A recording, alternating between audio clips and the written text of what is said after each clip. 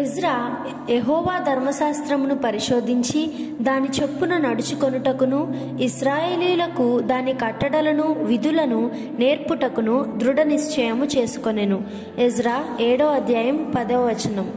తన జాతికి ఏదైనా చేయుటకు దేవుడు శీఘ్రముగా ఒక మనిషిని పిలిచినప్పుడు అతడు అయోగ్యుడు మరియు సిద్ధపడనివాడైనప్పుడు అది ఎంతో విషాదకరముగా ఉండును.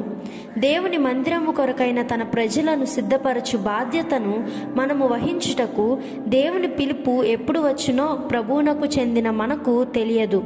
దేవునికి వ్యతిరేకముగా యూదులు పాపం చేసినప్పుడు వారు బబులోను బానిసత్వంలోనికి పంపబడినారు.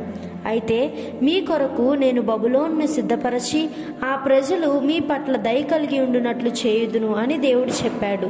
దేవుని శిక్షలు ఎంతో దయాపూర్వకమైనవి. ఈ యూదులలో కొంతమంది బబులోనులో పరిపాలకులుగా తయారయ్యారు.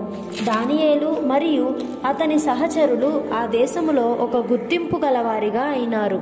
ఈ యూదా ప్రజలు వారి దేశమునకు తిరిగి వెళ్ళి వారి మందిరమును నిర్మించుటలో సహాయపడుటకు కోరేషు ఇష్టము కలిగి ఉన్నాడు. ఒక గొప్ప శక్తి అతని వెనుక లేకుండా దానియేలు వంటి ఒక మనిషి తయారు చేయబడలేడు. ఆ ప్రజల యొక్క భక్తియే ఆ శక్తి. ఒక దేశము యొక్క భక్తి అనేది ఆ దేశములో అనేకమైన వాటిని సాధించడానికి ప్రముఖ పాత్ర వహిస్తుంది. మన ప్రధానమంత్రికి దేవునిలో విశ్వాసము లేకుండుట ఒక గొప్ప వింతగానున్నది. మన రాష్ట్రపతి విగ్రహములు ఆరాధించుచున్నాడు. ఇది మన జాతినంతటినీ ప్రభావితం చేయును.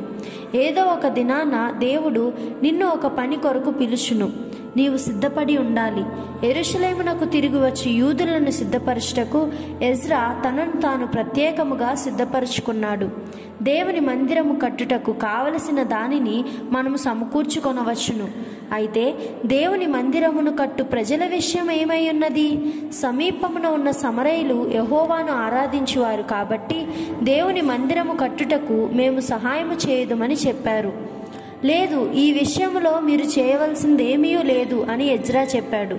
అక్కడ దేవుని మందిరమును కట్టు పని మాత్రమే కాదు కానీ దేవునికి విధేయత చూపు నూతనపరచు పని కూడా ఉన్నది. సమరయులు ఒక విధమైన మిశ్రిత జనము. అనేక మంది ఇతర జాతీయులు సమరయలోనికి వచ్చి స్థిరపడి ఉన్నారు. సమరయులు విగ్రహారాధికులతో వివాహ సంబంధములు కలిగి ఉన్నారు. లేదు, మేము మందిరమును మేమే కడతాము, దేవుని మందిరమును మేమే కడతాము అని ఎజ్రా చెప్పాడు. దేవుడు ఈ సహవాసమునకు నిర్మాణకుడై ఉన్నాడు. మనము ఎట్లు కట్టుచున్నామో జాగ్రత్త కలిగి ఉందము. దేవునితో మనము సరిగానున్నామా? మన హృదయాలలో విగ్రహములున్నాయా? ఈ పనికి ఒక పరిశుద్ధ జీవితమును నీవు కలుపుచున్నావా? పరిశుద్ధత మరియు సంపూర్ణ నమ్మకత్వముతో ప్రారంభించని ఒక రకమైన క్రైస్తవ్యము గల ప్రజలున్నారు. వారికి అనుకూలమైన విధముగా ప్రజల శారీరక రుగ్మతలను మాత్రమే స్వస్థపరచుటకు మనము ఇక్కడ లేము. మా ఐక్య ప్రార్థనా సమయాలకు మేము మిమ్మల్ని ఆహ్వానిస్తాము, కానీ మీ హృదయములు దేవునితో సరిగా ఉండునట్లు తప్పక చూచుకోవాలి. దేవుని ఆజ్ఞలకు మరియు కట్టడలకు విధేయుడై వాటిని ఇశ్రాయేలీయులకు బోధించుటకు ఎజ్రా తన హృదయమును సిద్ధపరచుకున్నాడు.